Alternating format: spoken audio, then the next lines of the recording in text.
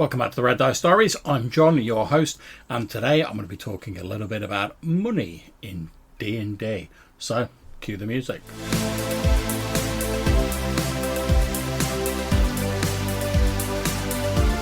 Now, depending on how you look at it, money is quite a big part of your standard D&D game, specifically treasure.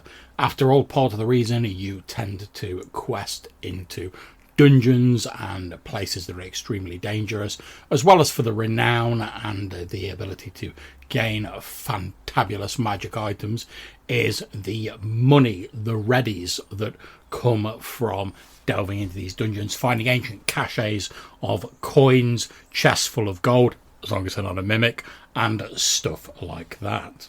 But if you're anything like me, beyond the fact that money exists in treasure hoards, you maybe don't tend to think overly much about sort of the economics of money and how it gets spent, how it's earned, sort of lifestyle expenses and stuff like that. Now, don't worry about it. I'm not going to get into some massively detailed treatise on the economics of a medieval style fantasy world, because I'm not really qualified to talk about that. I'm sure there's people out there who are, and I know there's books that lean more heavily into that. So why did I start thinking about this? Well, in my Old School Essentials campaign, Smoke and the Snow, we've just got into a situation through various means that I won't go into because I don't want to lengthen the episode too much. One of our characters, Weimar, has found himself in the position of the Knights Defender of a town. So effectively he's one of the two rulers of this town. There's the mayor, who deals with the politicking, the mercantile interests, stuff like that, and there is the defender, who deals with military matters, defence, stuff like that. Now, this has only just happened, and I was doing a little bit of prep for my next session, and it occurred to me that, well, effectively Weimar has now got a steady job, really, and most of us in the sort of real world, well, we tend to do a job because it provides us with money to pay for our bills, our houses, our hobbies, stuff like that. So that started me down the rabbit hole of thinking, well, how much money would he actually get paid for doing this job? And then a little bit of looking around in the various versions of D&D that I've got. And I've not looked exhaustively through all of them, so it's possible I have missed something. If I have, feel free to drop us a message or an email, details later, to tell me what I've missed. I'd love to catch up on any of that. But it led to me scouting around for potentially other resources. So I thought someone else is bound to have delved into this before me. And I'm a great believer that, if someone else has already done the legwork in terms of like an RPG, and they've got far better expertise and far more nous for this than I have, then I'm not above leaning into their research and using it to inform my own decisions in game. And now I eventually, on Reddit of all things, found a post called 5e Commoner Life and Economy, and it's in a Reddit called D&D Behind the Screen, posted by someone with the username BjornBob1234. And in it, they were trying to figure out how the economy surrounding commoners works in 5e, saying that a common complaint against D&D is the farmer's inability to actually live with the prices provided by the game books. So, according to 5e, on page 159, unskilled workers are paid 2 silver pieces per day, while skilled workers, anyone performing a service that needs a proficiency, are paid 2 gold pieces a day. And using that, he and the various costs of the different sort of mercenaries, henchmen and stuff you can get, he worked out a table ranging from poor, unskilled labourers having a minimum income each month of 60 silver pieces, up to aristocrats, politicians, guild leaders, etc., having a minimum income of 3,000 silver pieces per month. However, as we know from various versions of D&D, there's also a price associated with maintaining a particular lifestyle. And as it stands at the moment, according to the details on here, the minimum income is exactly the same as the lifestyle, so you wouldn't basically get any profit, which seems a little bit unlikely, because if you didn't have any profit, well, you wouldn't have any extra money to do anything else, repair your hut or buy those fabulous noble clothes or whatever. So after a bit of playing around, the author came up with a lifestyle and maintenance cost of a third of the initial income. So a poor unskilled labourer would get a minimum income of 60 silver pieces a month. To maintain their lifestyle, they'd have to spend 30 silver pieces a month.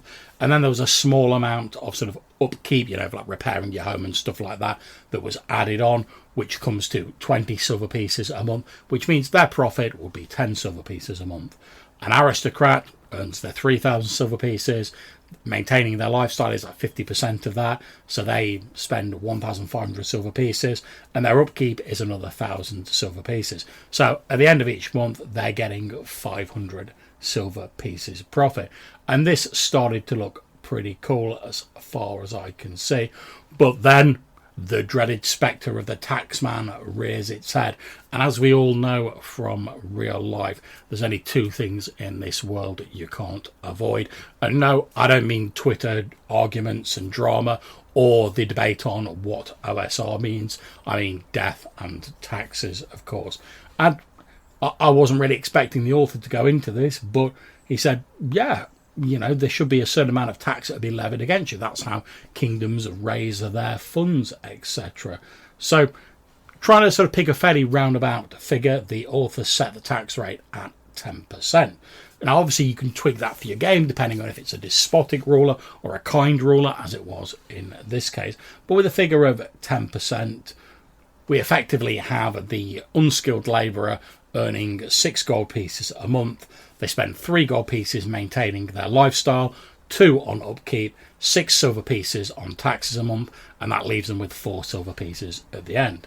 Whereas the aristocrat earns 300 gold pieces a month, they spend 150 gold pieces on lifestyle, 100 on upkeep, an extra 30 on taxes, which leaves them with a 20 gold piece profit each month. And there are some additional brackets within that, such as modest, soldiers with families, etc., comfortable, merchants, skilled, tradespeople, etc., and wealthy, highly successful merchants and stuff like that, or the owner of a few small businesses that haven't quite ascended to the levels of the aristocracy. And there's various sort of breakdowns using this formula for that. Now, as the author quite rightly says in this Reddit post, and like I say, I've not come up with any of this, all credit to the author, and I'll put a link to this in the description.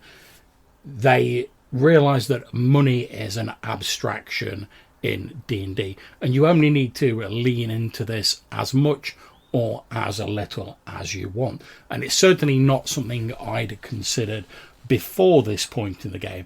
Money had just been the abstract sort of treasure hoard. At the most, we dabbled in the players spending a certain amount of money every month to keep their henchmen, their ridiculously expensive sage, quelac and stuff like that going. And also when they wanted to build some fortifications around their hometown, we sort of hashed out a few costs and how long it was going to take with that. But beyond that, we'd not really given any thought to the money. It was just an abstract reward for a perilous adventure. And obviously, because we're using sort of treasure as XP as well, it obviously provided an XP bump. But beyond that, and buying equipment here and there, it wasn't really used for a great deal. But now potentially the player characters are starting to become slightly more like movers and shakers in the game. Like I said, we've got Weimar, who's moving into this position of military power and sort of rulership over a town. We've got Dave's character, Quentin, who's getting in with the Thieves Guild and potentially looking to work his way up within that organisation. We're potentially at the point where the player characters, for want of a better term, they're actually going to have real, in inverted commas, jobs. And I think, most people aren't going to keep doing a job if it doesn't bring them in some money, because obviously you get responsibilities from your job. So Weimar's going to be facing the inconveniences of having people coming up to him and asking him questions and having to sort out problems that deal with the defence of the town and stuff like that. And well, it only seems fair, if you want to put it that way, that while you're dealing with all these problems, you also get the wage reward at the end of each month or whatever period it is, as a result of having that job. So I've really enjoyed looking at this table and this post. It was broken down in an extremely easy to understand manner. If you've got any thoughts about sort of how people should earn money and stuff like that in your campaign world, like I say, it's based around D&D 5th edition, but I'm running OSE, and I don't see it being a real problem. I think you could adapt it to most versions of D&D. I definitely suggest giving this a Reddit post a look. Like I say, I'll put a link in the description of this show. And it's also got me thinking about other ways in which money could be used. And I've heard people talking about the fact that beyond buying a bit of equipment here and there, most stuff in D&D, most loot is recovered. So you don't really tend to spend money on a lot. That's why there's a profusion of carousing tables and stuff like that out there for you to spend your money on. And I've seen a few other OSR clones that lean into, funding a business, funding an organisation, stuff like that. But we've never really delved into it in the games that I've run. But this Reddit post has definitely got me thinking about that. Now, don't get me wrong, I'm not going to turn this into a simulation or sort of spreadsheet heavy game. The businesses, the wages and stuff like that is definitely going to be staying in the background, but I use a calendar module in Foundry. Well, at the end of each month, it pops up a note saying the player characters need to pay X amount of gold to keep all of their henchmen happy. It's not difficult for me to add to that note saying, oh, and also Weimar has earned amount of gold pieces. So I'm not decided on the exact amount yet, but he's going to earn that at the end of each month. And just having that sort of, I suppose, income. I mean, let's face it, you're not going to just sit around and go, oh, well, never mind, I don't need to do any adventuring now. I'm just going to sit here and collect my wage and do whatever. But just having that extra income gives you a little bit of pocket money and a little bit of room to play with. And it's also adding an extra level of detail to the campaign world, which, to be honest, beyond this little bit of research and like reading a few Reddit posts I've done, hasn't taken me an awful lot of work to do. But it creates this illusion, this impression that things are going on in the background. People have everyday jobs, stuff like that. It also gives me the impetus. So if someone says to me like, oh, we've raided this farmer's hut, like how much money has he got in there? I can look at this table and I can produce consistent results for things like that. So I definitely think it's been a worthwhile endeavour spending these few minutes having a quick search around on the internet. So I hope you've enjoyed this slightly rambly episode about money in D&D.